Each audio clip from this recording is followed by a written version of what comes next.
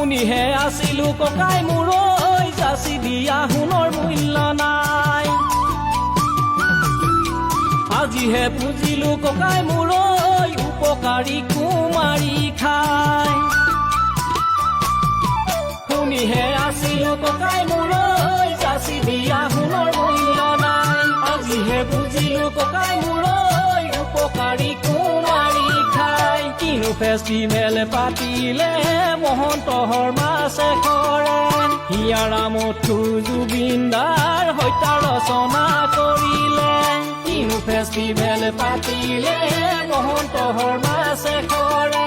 হিয়াৰা মথু Zubeen